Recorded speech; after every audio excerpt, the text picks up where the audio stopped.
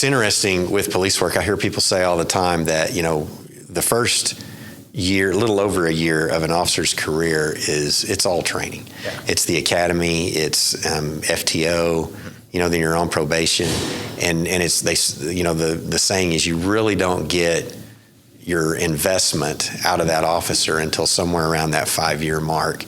Of course, I didn't know that at the time, but I know that now. It takes about that much before the officers are really capable and doing everything on their own. And for me, what I noticed, it was about year 3. I had been assigned at the time. I was riding, at that time it was a district called Adam 6, and it was just right over, just a little bit west of here, in the near northwest part of downtown.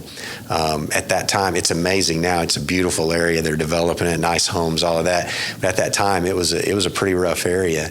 And I just remember, like one night, it just kind of dawned on me that things were just happening right in front of me, and I was, catching bad guys doing crazy things, stolen cars, selling drugs, weapons, all of those things. And I remember telling my supervisor, I said, man, it's really weird. These people are doing stuff right in front of me. He goes, it's not them, it's you. He said, you now have learned enough. You know where to be. You know where you're supposed to be to intercept criminal behavior and take these people off the streets. So it's not them that are doing things in front of you. You're in the position to make that happen. And I remember thinking, that's really cool. I mean, this is great. And I would go home at night feeling very rewarded at what I was doing. And, just that feeling of helping people, not just with that, but things like you go into a home and there's little kids in there and they're by themselves and they don't have food, and you could do something like maybe buy some food or get them out of a bad situation. I remember that was really cool to me too, just that you just went home at the end of the night, and it never was the same. Every night was different. But probably the biggest thing for me that steered me for good, where I knew this is where I was supposed to be, was the bombing.